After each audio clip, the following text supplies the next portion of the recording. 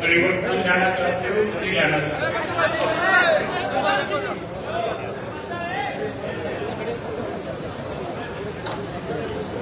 सरकार में बनाना चाहते हो नहीं बनाना चाहते?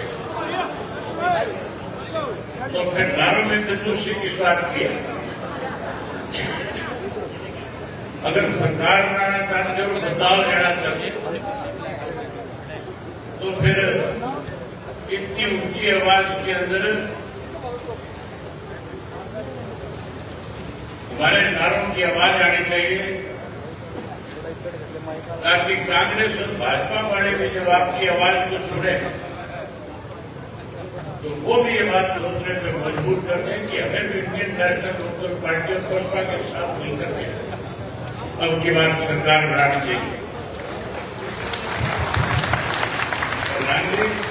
भाई ने जलवान जिंदाबाद, भाई ने जिंदाबाद, लोकल जिंदाबाद, जिंदाबाद, लोकल जिंदाबाद, जिंदाबाद, लोकल समाज पार्टी जिंदाबाद, जिंदाबाद, जिंदाबाद, आपका सियाम अमर रहे, अमर है, अमर है, साहब अमर रहे, अमर है, अमर है, दाऊद अगलाल अमर रहे, अमर है, अमर है, प्रकाश चौटाला जिंदाबाद, जिंदाबाद, जिंदाबाद, कुमारी मायावती जिंदाबाद, जिंदाबाद, जिंदाबाद, भाई सिंह चौटाला जिंदाबाद, जिंदाबाद, जिंदाबाद, भाई आकाश आनंद जिंदाबाद, जिंदाबाद, जिंदाबाद, भाई सिंह चौटाला आगे बढ़ो, हम आपके साथ हैं, भाई सिंह चौटाला आगे बढ़ो, हम आपके साथ हैं।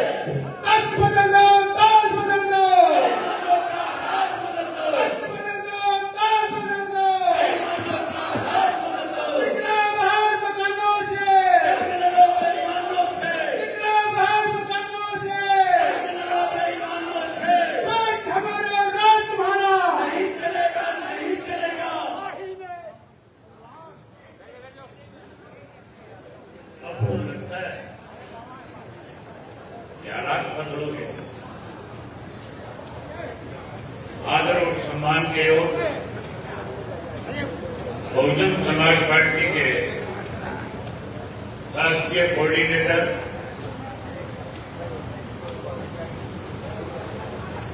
बहुजन समाज पार्टी और बहन मायावती के आशीर्वाद से आज आपके बीच में बड़ी जिम्मेदारी के साथ आए हुए भाई Akash Anand ji, Indian national local party के प्रदेश के अध्यक्ष पूर्व गृह मंत्री चौधरी रामपाल माजरा जी, बहुजन समाज पार्टी के पंजाब, हरियाणा और चंडीगढ़ के प्रभारी रणधीर बेनीवाल जी, पार्टी के प्रदेश के बहुजन समाज पार्टी के अध्यक्ष धर्मपाल इकरा जी, इंडियन नेशनल लोकल पार्टी के राष्ट्रीय प्रवक्ता उमेश लोहान जी, पार्टी के जिला के अध्यक्ष सतवीर सिसाई जी, बहुजन समाज पार्टी के हिसार जिला के अध्यक्ष रामफल जी, मंच पे मेरे साथ बैठे हुए दोनों पार्टियों के राष्ट्रीय, प्रदेश, जिला और हल्का स्तर के सभी नेतागण, आज के इस हिसार लोकसभा क्षेत्र के दोनों पार्टियों के संयुक्त कार्यकर्ता की बैठक में आए हुए बहुत ही निष्ठावान, कर्मठ, मेहनत कार्यकर्ता साथियों, पत्रकार छायाकार दोस्तों, मेरे से पहले जितने वक्ता थे उन सब ने आपके सामने आज के हालात में चर्चा करी। देश में 10 वर्षों से भाजपा की सरकार बनने के बाद किस किस्म के हालात रहे, प्रदेश में 10 वर्षों से भाजपा की सरकार बनने के बाद हमारे सामने क्या क्या दिक्कत और कठिनाई आई, कैसे सत्ता में बैठे लोगों ने देश और प्रदेश को लूटने का काम किया, वहीं इस तरह के फैसले लिए जिससे आम आदमी दुखी हो गया, परेशान हो गया। हर कोई चाहता है कि बदलाव आए। इस चीज को मैंने बहुत नजदीक से पिछले वर्ष फरवरी के महीने में 14 फरवरी से परिवर्तन यात्रा शुरू करी थी। चौधरी ओम प्रकाश चौटाला जी ने नूंह जिला के सिंगार गांव से यात्रा की शुरुआत करवाई थी और उस यात्रा को लेकर के मैं 90 के 90 विधानसभा क्षेत्रों में गया। मैंने 4200 किलोमीटर से जाने का सफर तय किया था और 2000 से ज्यादा गांव, कस्बे और शहर को नापने का काम किया था, लोगों से मिला था। केवल प्रदेश में ये जानने के लिए निकला था कि भारतीय जनता पार्टी और जनता की सरकार बनने के बाद इस 10 वर्ष में लोगों के सामने क्या क्या दिक्कतें आई हैं, कौन से अच्छे काम सरकार ने किए हैं। लेकिन साथियों, हैरानी की बात है, उस यात्रा के दौरान जब मैं मेवात से शुरू हुआ, मेवात के गांव में गया, वहां पीने के पानी नहीं था, वहां पे स्कूलों के ताले लगे हुए थे, वहां जाके छोटा मोटा अस्पताल चौधरी ओम प्रकाश चौटाला जी ने बढ़ाया, उसमें डॉक्टर नहीं थे, दवाइयां नहीं थी, सड़क नाम की कोई चीज नहीं थी, लोगों के बुरे हाल थे, लोग परेशान थे। लोग कह रहे थे कि जब भी लोकसभा विधानसभा का चुनाव आएगा हम भारतीय जनता पार्टी को उखाड़ फेंकने का काम करें। साथियों, लोगों ने एक मन बना रखा था कि हमने बड़ा बदलाव जाना है और उसी का नतीजा था कि जब लोकसभा का चुनाव हुआ, प्रदेश की जनता तो यह चाहती थी कि 10 की 10 सीट जो है भारतीय जनता पार्टी को हराई जाए, 10 की 10 सीटों पे भारतीय जनता पार्टी को पार कर दिया जाए। लेकिन भूपेंद्र सिंह हुड्डा नहीं चाहता था कि 10 की 10 सीट इंडिया गठबंधन जीत जाए। अगर भूपेंद्र सिंह हुड्डा की नीयत ठीक होती, अगर कांग्रेस के लोग बेईमान ना होते, तो साथियों, इस तीसरे मोर्चे की शुरुआत तो चौधरी ओम प्रकाश चौटाला ने फतेहाबाद में चौधरी देवीलाल जी का जब जन्मदिन मनाया जाना था, उस दिन उसकी शुरुआत करी थी। उसके अंदर अलग अलग पार्टियों के नेताओं को निमंत्रण देकर के हमने बुलाया था, उन लोगों को आमंत्रित किया था जो कांग्रेस और भारतीय जनता पार्टी दोनों के खिलाफ थे। और चौटाला साहब ने वहां पे खुल के उनके सामने ये कहा कि अगर आप देश में बदलाव चाहते हो तो फिर हमें गैर भाजपा और गैर कांग्रेस का एक तीसरा मोर्चा खड़ा करना चाहिए।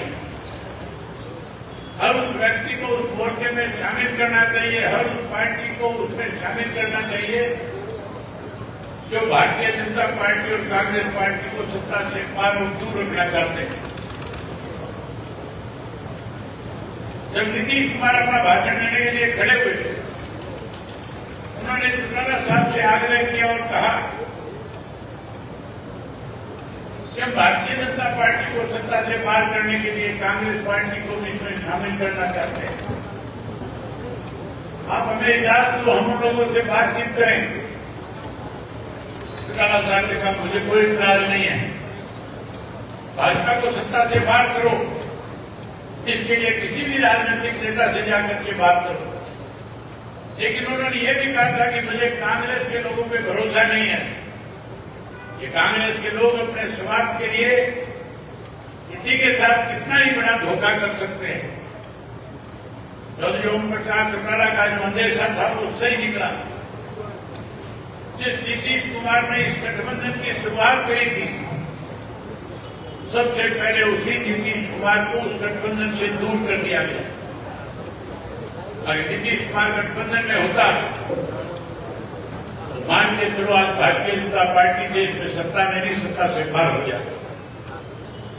अगर हरियाणा में इंडियन नेशनल लोकदल पार्टी इस गठबंधन का हिस्सा हो जाती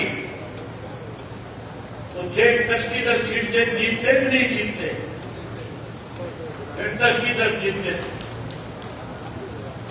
लेकिन भूपेंद्र सिंह हुड्डा ने 5 ऐसे प्रत्याशी उतारे जिनका राजनीति से कोई लेना देना नहीं था, जो लोगों के बीच में कभी पॉपुलर नहीं थे। ऐसे लोगों के टिकट कटाए, ऐसे लोगों को टिकट दिलाए जो कहीं ना कहीं सीधे तौर पे भारतीय जनता पार्टी की मदद कर रहे थे। साथियों, भूपेंद्र सिंह हुड्डा पूर्ण रूप से भारतीय जनता पार्टी के साथ मिलकर के इस प्रदेश से भारतीय जनता पार्टी को सत्ता से बाहर नहीं करना चाहता। कहीं ना कहीं केवल अपने आप को कैसे बचाया जाए, इसके लिए इसने भाजपा के साथ हाथ मिलाया हुआ है। अभी आपके सामने आपने देखा है पिछले 6 महीने में भूपेंद्र सिंह हुड्डा ने विधानसभा में भारतीय जनता पार्टी की सरकार के खिलाफ अविश्वास प्रस्ताव लाकर के भारतीय जनता पार्टी को, सरकार को ऑक्सीजन देने का काम किया। जब पता था तेरे पास सिरों की गिनती कम है, जब तेरे पास बहुमत नहीं है, जब तू इस सरकार को गिरा नहीं सकता, तो फिर अविश्वास प्रस्ताव किस बात के लिए लेकर के आ रहे? और फिर जाकर के गवर्नर से मिलता और कहता है भारतीय जनता पार्टी जो है बहुमत खो चुकी है, अलपमत में आ चुकी है, इसे बर्खास्त किया जाए। और जब साथियों राज्यसभा के चुनाव की बात आती है तो फिर कहता है मेरे पास बहुमत नहीं है, हम कैंडिडेट नहीं खड़ा नहीं करेंगे। सीधे तौर पे भारतीय जनता पार्टी को मदद करना चाह रहा है। अगर कहता है सरकार अलपमत में है, अगर कहता है बहुमत खो चुकी है, तो फिर राज्यसभा में उम्मीदवार उतारना चाहिए कि नहीं उतारना चाहिए? उम्मीदवार उतारने की बजाय मैदान छोड़ करके भागेगा, भारतीय जनता पार्टी के लिए मैदान खाली करेगा, जहां भारतीय जनता पार्टी को सीधा सीधा राज्यसभा की एक सीट का फायदा पहुंचाने का काम करेगा। वहीं इसके साथ साथ साथियों, जहां कांग्रेस भाजपा मिलकर के प्रदेश को कमजोर कर रही है, हम दोनों पार्टी के नेताओं ने बैठ करके ये फैसला लिया कि जो दोनों पार्टियां मिलकर के किसान को, गरीब को, कमजोर आदमी को परेशान कर रही है, उसे सत्ता से बाहर करने के लिए हम दोनों को मिल करके लोगों के बीच में जाना चाहिए। आम आदमी की भावना थी, आम कार्यकर्ताओं की भावना थी। जब हमारा पहले गठबंधन हुआ था और जब गठबंधन टूटा था, केवल गठबंधन टूटा था, लेकिन दोनों पार्टी के कार्यकर्ताओं के मन जो आपस में मिले हुए थे वो नहीं टूटे थे। दोनों पार्टी के कार्यकर्ता लगातार इस कोशिश और प्रयास में थे कि हमारा फिर से गठबंधन हो, ताकि हम भाजपा को, कांग्रेस को सत्ता से बाहर करें। हमने आपस में बातचीत करी, कार्यकर्ताओं की भावनाएं जब एक दूसरे के पास शेयर करी, साझा करी, तो दोनों पार्टियों की तरफ से फैसला हो गया कि हम मिलकर के चुनाव लड़ेंगे और मिलकर के चुनाव लड़के भाजपा और कांग्रेस दोनों को, भारतीय जनता पार्टी को सत्ता से बाहर करेंगे और कांग्रेस को सत्ता से दूर रखने का काम करेंगे। साथियों, हुड्डा 10 साल मुख्यमंत्री रहा। आप लोग भेदभाव के शिकार हुए कि नहीं हुए थे? आप लोगों की अनदेखी करी थी कि नहीं करी थी? केवल और केवल अपने क्षेत्र में कैसे ज्यादा से ज्यादा काम किया जा सके, कैसे अपने क्षेत्र के लोगों को ज्यादा रोजगार दिए जा सके। भेदभाव के तहत हिसार पूरे जिला को, जो पुराना जिला हिसार था, उसको नजरअंदाज किया गया था। जब चौधरी ओम प्रकाश चौटाला प्रदेश के मुख्यमंत्री थे, हिसार के लोगों को नजरअंदाज करने की बजाय ज्यादा से ज्यादा सुविधाएं प्रदान करने का काम किया जाता था। आप लोगों की सच्ची जैसी कोई पार्टी है तो साथियों, केवल हरियाणा प्रदेश में एक ही पार्टी है, इंडियन नेशनल पीपल्स पार्टी, जो आपके हितों का ध्यान रखने का काम करती है। आपने हमेशा चौधरी देवीलाल को ताकत दी, चौधरी ओम प्रकाश चौटाला को ताकत दी। मुझे आप पे भरोसा है, उम्मीद है इस बार आप गठबंधन को ताकत देने का काम करोगे। गठबंधन के प्रत्याशियों को ज्यादा से ज्यादा वोटों से जिता करके अपनी सरकार बनाने का काम करोगे। आज साथियों, भारतीय जनता पार्टी के लोग तरह तरह के वायदे लोगों के बीच में जाकर के करते हैं। अखबार में रोजाना बयान नए नए आते हैं, हमने ये सुविधा दे दी, हमने ये सुविधा दे दी, हम ये सुविधा देने जा रहे हैं। वहीं उसके साथ साथ भूपेंद्र सिंह हुड्डा भी रोज रोज कहता है कि हमारी सरकार बनने के बाद हम बुढ़ापा पेंशन बढ़ा देंगे। हुड्डा कहता है मैं बिजली के बिल 300 यूनिट माफ कर दूंगा। भूपेंद्र सिंह हुड्डा कहता है गैस का सिलेंडर 500 का कर दूंगा। इससे पूछने वाला हो, 10 साल मुख्यमंत्री रहा था, तेरे 10 साल में बुढ़ापा पेंशन क्यों नहीं बढ़ाई? इससे पूछो, सवाल करो, जब 10 साल तू मुख्यमंत्री था तब तेने हरियाणा प्रदेश के गैस के सिलेंडर की कीमत क्यों बढ़ने दी थी? जब तू मुख्यमंत्री था तब किसान को फसल के दाम अच्छे क्यों नहीं मिला करते थे?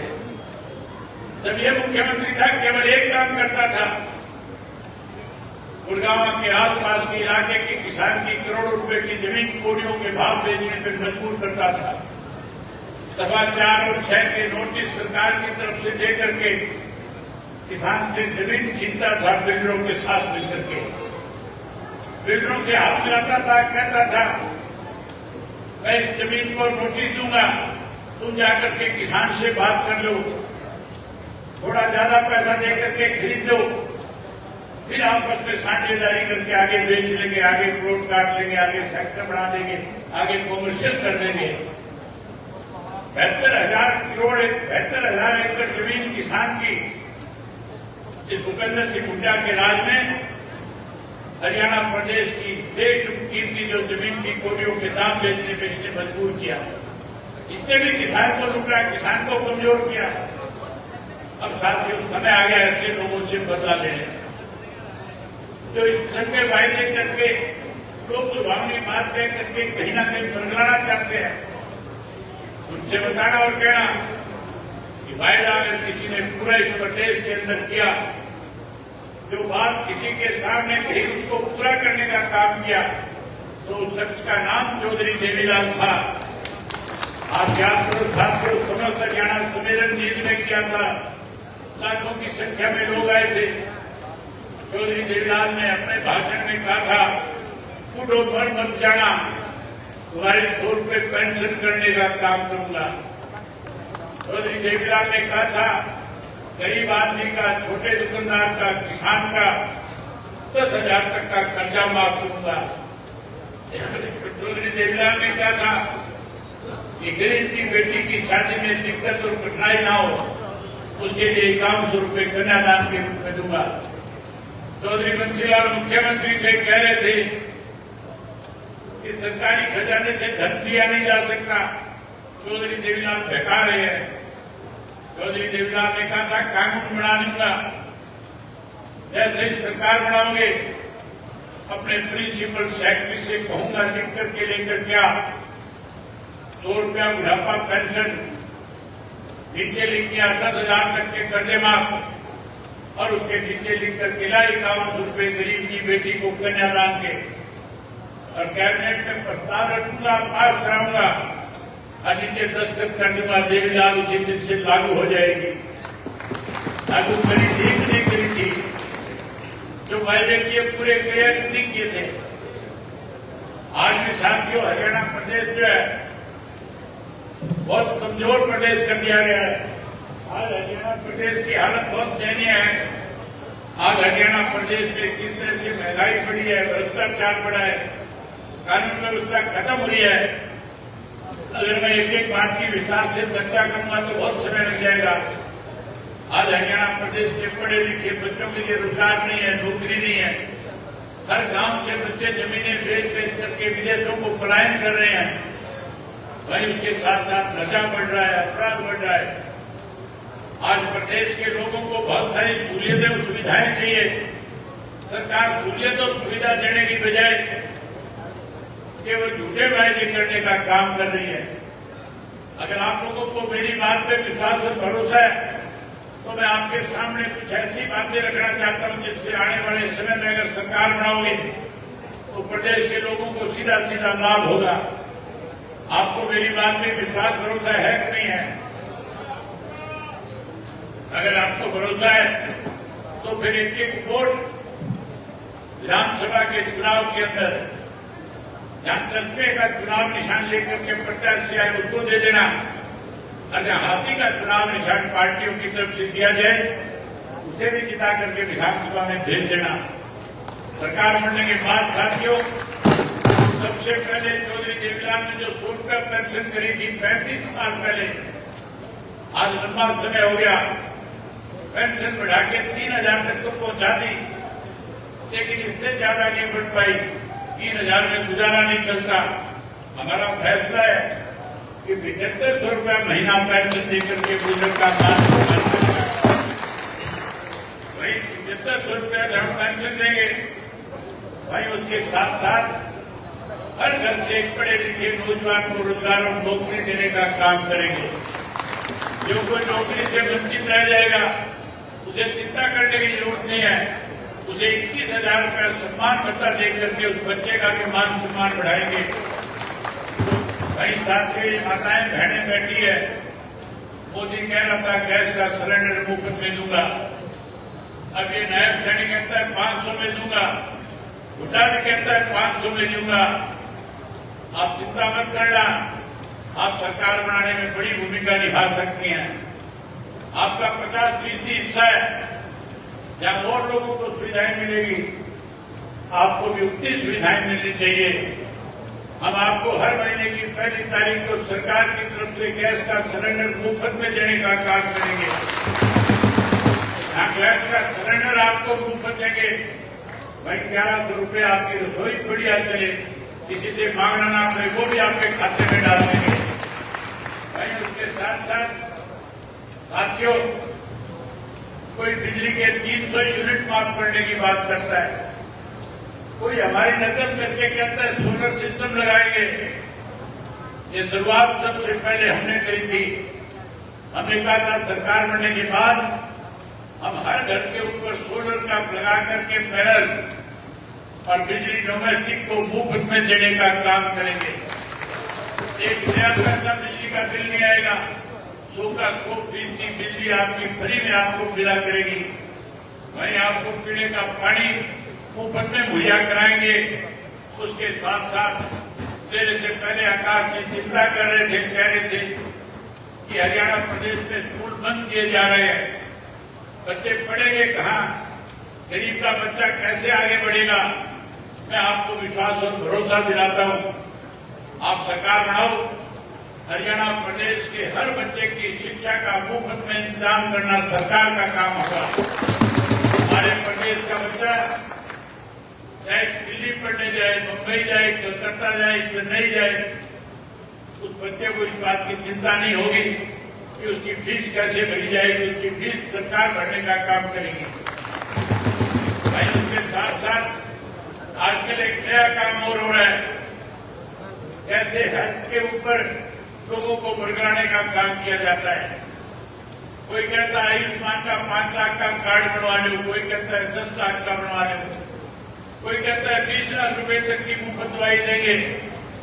मैं कहता हूं परमात्मा ना करे हरियाणा प्रदेश में किसी भी कोई घर में सारी बीमारी आए, किसी को अस्पताल जाना पड़े, अगर साथियों किसी वजह से किसी को हॉस्पिटल जाना पड़ा, एक नया पैसा भी उसकी दवाई में उसको खर्च नहीं करना होगा। सरकार की जिम्मेवारी होगी कि बुजुर्ग का घर में आकर के इलाज करके जाए और मुफ्त में करके जाए ताकि उसको हॉस्पिटल जाने में दिक्कत आए। वहीं उसके साथ साथ ओल्ड पेंशन स्कीम को लेकर के भी बड़ी चर्चाएं प्रदेश में चल रही है। रोज ओल्ड पेंशन स्कीम को लेकर के लोग सड़कों के ऊपर है। हुड्डा कहता है कि मैं ओल्ड पेंशन स्कीम लागू कर दूंगा।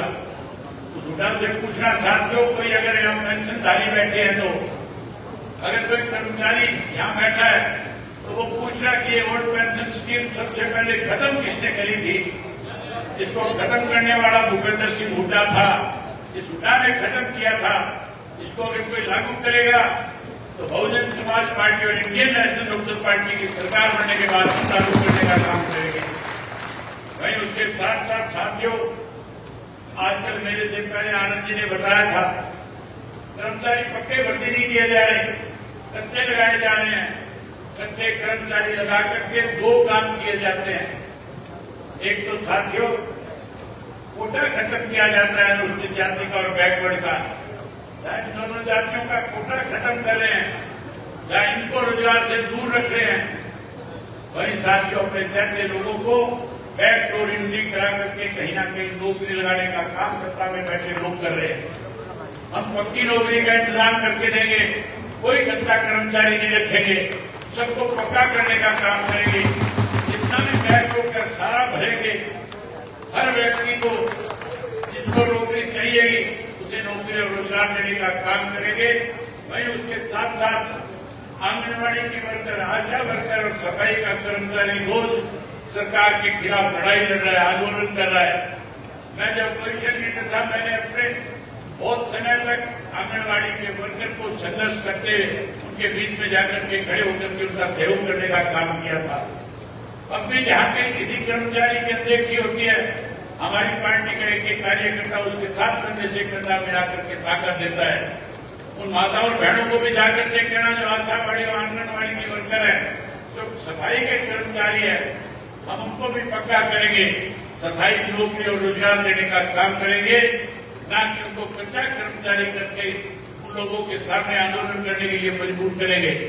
वहीं साथियों, उसके साथ साथ मेरे सामने अभी एक चीज रखी गई है, जो आपके पास थर्मल प्लांट है खेजड़ वाला, मैं अनेक बार इस खेजड़ के थर्मल प्लांट में गया हूं। मुझे याद है जब मैं यात्रा के दौरान, परिवर्तन यात्रा के दौरान आया था, तब भी बहुत सारे कर्मचारियों को, क्योंकि वो पक्के नहीं थे, कच्चे लगे हुए थे, सरकार ने निकाल दिए थे। वो मजबूर कर दिए थे आंदोलन करने पे। मुझे जैसे पता लगा, मैं उनके बीच में गया और मैंने जाकर से उनसे पूछा, कितने दिन से बैठे हो? कहने लगे, लंबे समय हो गया, सरकार को सुना नहीं कर रही। मैंने उसी वक्त एमडी को टेलीफोन लगाया था, या कर्मचारी आए होंगे, उनको पता है इस बात का कि मैंने एमडी को टेलीफोन लगा करके कहा, या तो इनका 2 दिन में समाधान कर दो, अगर समाधान नहीं करोगे तो फिर इन कर्मचारियों के साथ इंडियन नेशनल लोकदल पार्टी का एक कार्यकर्ता करके बैठ जाएगा। मेरे टेलीफोन के बाद 2 दिन में 24 घंटे के अंदर समाधान हुआ था। उन कच्चे कर्मचारियों को फिर से वापस लेने पर मजबूर कर दिया था। आज फिर भरोसा दिलाता हूं, आपको चिंता करने की जरूरत नहीं है। न केवल खेजड़ के कर्मचारियों को पक्का करने का काम करेंगे, बल्कि खेजड़ गांव के लोगों की जमीन जिनकी गई थी, जिनसे वायदा किया गया सरकार की तरफ से, ये खेजड़ के जिन परिवार की जमीन गई उससे एक को नौकरी देंगे। आज तक किसी ने नौकरी रोजगार नहीं दिया। हमारी सरकार बनने के बाद हम उनको भी रोजगार और नौकरी देने का काम करेंगे। वहीं उसके साथ साथ साथियों, आंगनबाड़ी वर्कर को और सफाई कर्मचारी को, आशा वर्कर को पक्का करेंगे और 100 गज का प्लाट गरीब आदमी को देकर के उसके अंदर चौधरी देवीलाल आवास योजना के तहत हम पक्का मकान बना करके देंगे, कोई भेदभाव नहीं करेंगे। वहीं उसके साथ साथ ये जो पोर्टल बने हुए हैं, इन पोर्टलों से परेशान हो कि नहीं हो? वोट के बताओ, दुखी हो कि नहीं हो? आवाज आहिस्ता निकला था, ये भी मुझे लगा दुखी कम हो, दुखी हो रहे हो तो सरकार बना लो, ये पोर्टल बंद कर दूंगा, राशन कार्ड बढ़ा दूंगा, सबकी मौत करा दूंगा। वहीं उसके साथ साथ साथियों, अपनी नई राजधानी बनाएंगे। हम चंडीगढ़ के ऊपर से अपना अधिकार खत्म नहीं करेंगे। जो चंडीगढ़ में हमारा हिस्सा वो लेकर के रहेंगे, लेकिन उसके साथ साथ हम अपनी नई राजधानी बनाएंगे, अलग हाईकोर्ट बनाने का भी काम करेंगे, ताकि लोगों को दिक्कत ना हो, कठिनाई ना हो। ये काम तभी संभव है साथियों, जब आप सब लोग मिलकर के दोनों पार्टी का एक एक कार्यकर्ता, चुनाव का समय कब रह गया, मुझे आज जानकारी मिली है कि लोग बड़े बदमाश हैं। इन लोगों को इस बात का डर और भय सता रहा है। जब से हमने दोनों पार्टियों की सिर्फ बैठकें शुरू करी है, भाजपा और कांग्रेस दोनों खेमों के लोगों में चिंता है कि अगर इसी तरह से भीड़ बढ़ती गई, इसी तरह से कार्यकर्ता का मनोबल बढ़ता गया, तो फिर आने वाले समय में जब चुनाव होगा, दोनों पार्टियों को सत्ता से दूर करके एक गठबंधन की सरकार बना लेंगे। इसलिए साथियों, बेईमान इकट्ठे होकर के 2-3 हफ्ते चुनाव पहले करा सकते हैं। इसके आज से चुनाव में जुट जाओ, आज से गांव में जाओ, शहर और कस्बे में, वार्डों में जाओ, लोगों से मिलो, जहां लोगों को विश्वास और भरोसा दिलाओ, वही लोगों का दिल जीतने का काम करोगे। जिस दिन भरोसा दिला दोगे, दिल जीत लोगे, उस दिन गठबंधन की सरकार बना लोगे। आपसे उम्मीद करूंगा कि हर साथी आपसे इस काम को आगे बढ़ाएगा।